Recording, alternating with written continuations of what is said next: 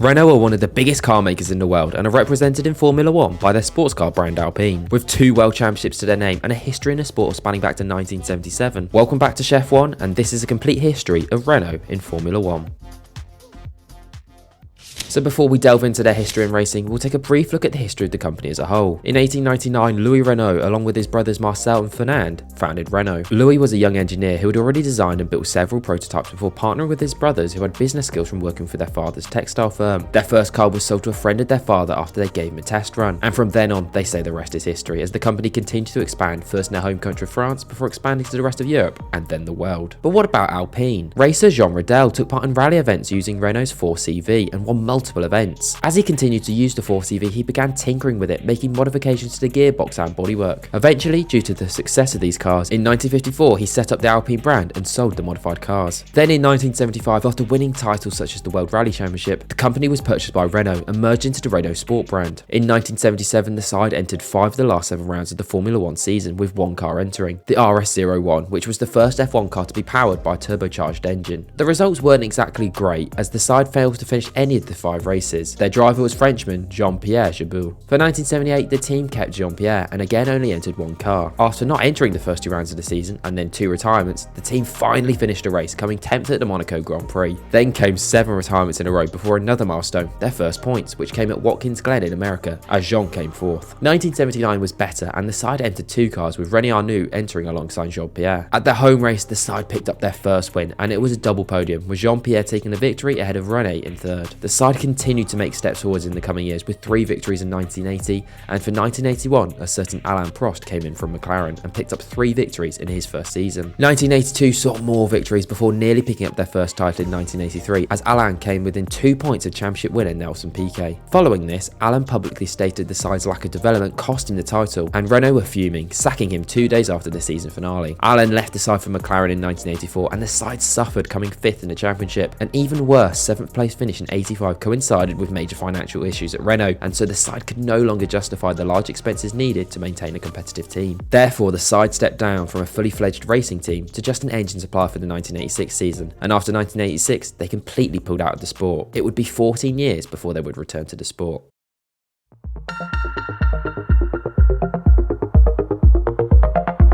On the 16th of March 2000, Renault purchased Benetton for $120 million. The team they purchased history spans back to 1981, when racing team Toleman entered into Formula 1. The side scored 0 points in their first 2 years, however had a strong end to 1983, picking up 10 points in 4 races. Then in 1984, the side gave an F1 debut to a certain Ayrton Senna, who after picking up 2 P6 finishes scored the side's first podium, a P2 at the Monaco Grand Prix. He scored 2 more podiums that year and was of course snapped up by Lotus, although in controversial fashion. Ayrton still had 2 years left on his Toleman contract, although he did have an £100,000 buyout clause. Even though this was met, he also had to inform the team of this, and he didn't. This meant when Toleman found out, they were furious and suspended him for the Italian Grand Prix. Anyway, during the 1985 off-season, the side were purchased by their sponsors, knitwear company Benetton, and renamed the side to Benetton Formula. Under Benetton ownership, the side were much more competitive and were consistently top of the midfield. And then, after impressing on debut for Jordan at the 1991 Belgian Grand Prix, Benetton hired Michael Schumacher to race for them for the remaining races that season. And then in 92, the team moved to a new base in Enstone. The side continued to be top of the midfield with Schumacher until in 1994 the side produced a title-winning car, the B194, which Michael drove to victory in the Drivers' Championship. The side finished 2nd in the Constructors but bettered that in 95, doing the double, winning the Constructors and Drivers thanks to Michael going back to back. Schumacher left the following year to join Ferrari, and the side began to slip down the pecking order. After being purchased by Renault in 2000, the team continued to use the Benetton name until 2002, when they were finally renamed to Renault. The reason for this? Well, it was reported that they would not race under the Renault name until they were ready to win. Fighting talk, so surely they did well in 2002. Well, they did okay, but it wasn't exactly winning material, as the side came 4th thanks to impressive performances from their drivers Jarno Trulli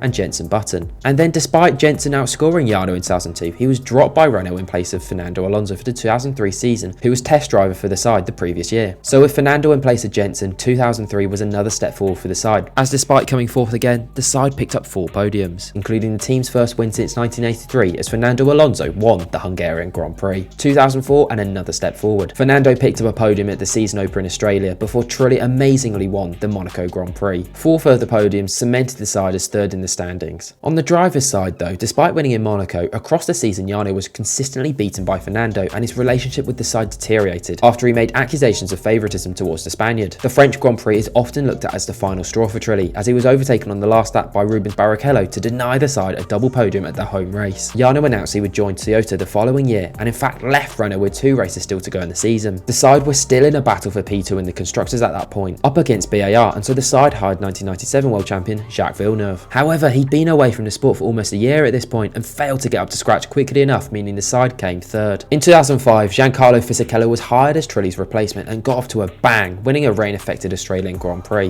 The R25 was incredible as Fernando Alonso won the next 3 races. They had well and truly put themselves out there as championship contenders. McLaren were their nearest competitors thanks to Kimi Raikkonen, but they were plagued by reliability issues, and so at the Brazilian Grand Prix with 2 rounds still to go, Fernando Alonso secured his first world championship, becoming the youngest driver to do so at the time. A win at the season finale in China secured the Constructors' Championship for the side. What made all this more impressive was that Ferrari had won the previous 6 titles. The pair of Fisichella and Alonso were of course retained for 2006, and the season started just as the previous had left off. Alonso won the Bahrain Grand Prix before a 1-2 in Malaysia with Fisichella on top this time. Then came dominance from Alonso, 5 wins in 7 races, with the other 2 being P2 finishes, meaning he had a commanding lead in the championship after just 9 races. He needed this advantage though, as for the rest of the season Ferrari seemingly had the pace advantage. Fernando and the team only won 1 more race, but it was enough as Fernando Alonso won back-to-back titles and so did the team. Despite this, Alonso didn't stick around for 2007 as a secret meeting with Ron Dennis in the season led to Fernando signing for McLaren. This meant the side had a seat to fill and they went for Heikki Kovalainen. The R27 sported a new yellow and orange livery to incorporate new title sponsors ING, and the team were not as competitive, at least compared to the 2 years prior. The side picked up just 1 podium on their way to finishing 3rd in the standings, a P2 at the Japanese Grand Prix for Kovalainen. Interestingly, in November of 2007, the FIA accused Renault of having McLaren technical information in their possession, including the layout and critical dimensions of the McLaren car, as well as technical details. Renault were found in breach of the rules, but weren't penalised. Meanwhile, Fernando Alonso wasn't exactly settling in well at McLaren and was involved in a number of incidents with teammate Lewis Hamilton. The tensions culminated in Alonso and McLaren terminating their contract by mutual consent in November. Fernando though wasn't allowed to join a team who McLaren considered direct competitors for 2008, and so Fernando re-signed with Renault. And it was to be all changed with the team as test driver Nelson Piquet Jr. was promoted to drive alongside Fernando for the season. But despite a lot happening off track, performance was pretty similar as the side competed for 4th in the constructors. They did improve in the second half of the season though, and Nelson picked up his first podium at the German Grand Prix. Then a few races later, the team won the Singapore Grand Prix thanks to Fernando Alonso, although this will come up again later and I'm sure you know why. Alonso though made it back-to-back victories, with victory in Japan. So fresh off a great end to the year, Renault entered 2009 with title aspirations. However, despite consistent points finishes, it soon became clear this was unrealistic and the side finished a lowly 8th in the standings with just 1 podium to their name. Nelson Piquet Jr., who had been kept on from the year before, had a difficult year and was dropped mid-season to be replaced by Romain Grosjean. It was such a difficult year that in fact neither Romain nor Nelson scored a single point. And yes, now we return to Singapore 2008. As if Renault's season wasn't difficult enough, after Nelson was fired by the team, allegations surfaced that his crash in Singapore was deliberate. If you don't know the story, here it is quickly. Alonso pitted early and then Nelson crashed near the pit entrance, bringing out both the safety car and closing the pit lane. The safety car closed at the pack, and then when the pit lane was opened, everyone pitted apart from Alonso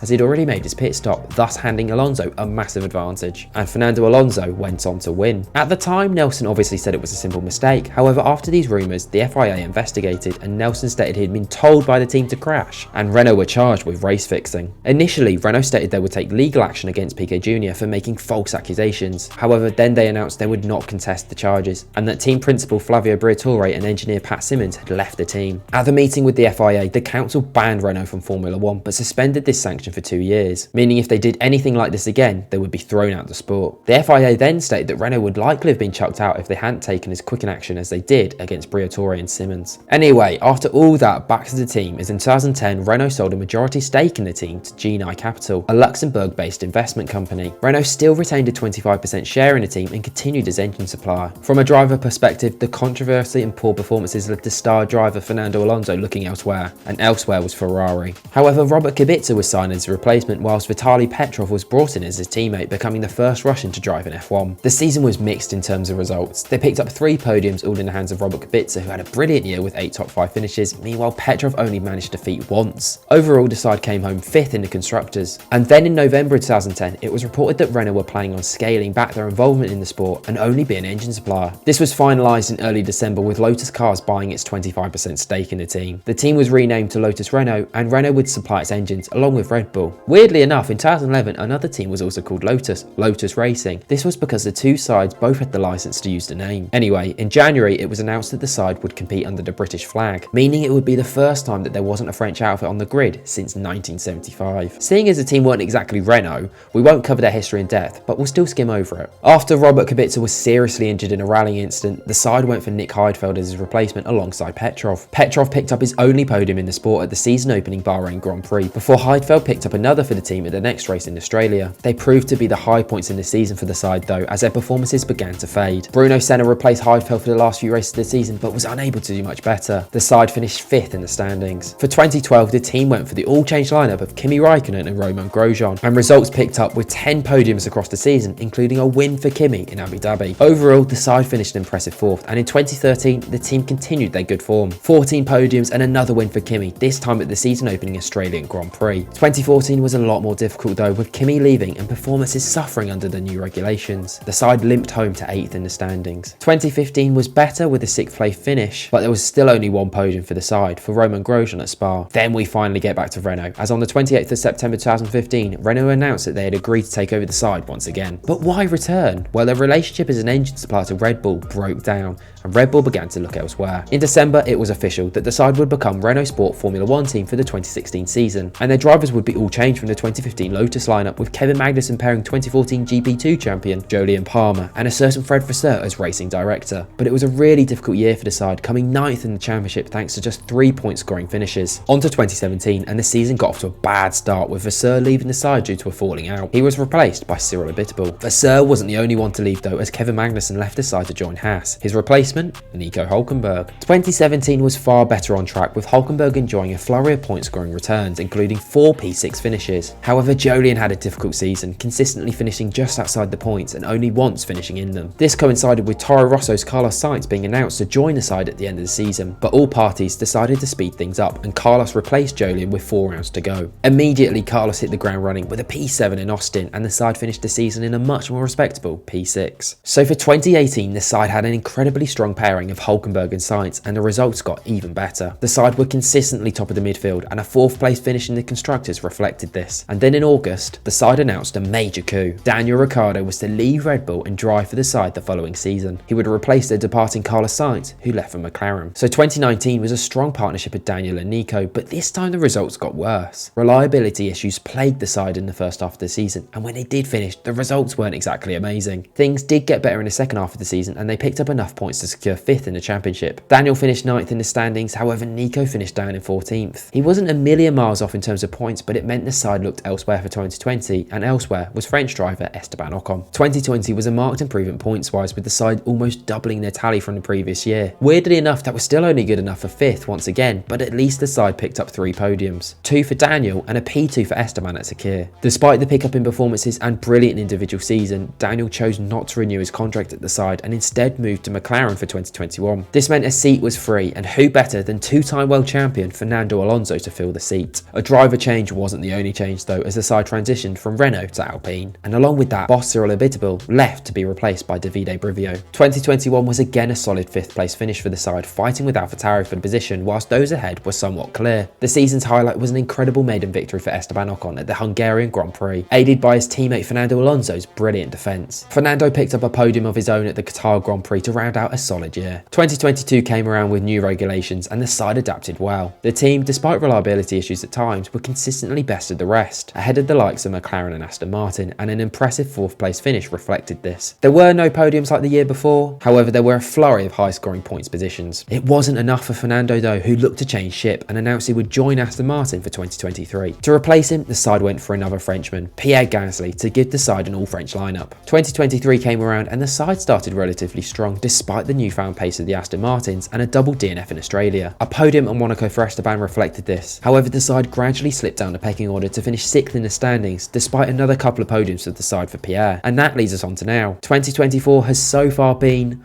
well, a disaster. The team are yet to score a point and look by far and away the slowest team. However, they've chosen to go for the McLaren of last year approach by choosing a completely different concept which they believe will eventually be faster than the previous years. So maybe some hope for the side after all. How do you think Alpine will do as the season progresses? Will they catch up to the rest, or will they continue to languish at the back? Let us know your thoughts on the team in the comments down below, and that'll be all. Thank you for watching, and we'll see you all in the next one.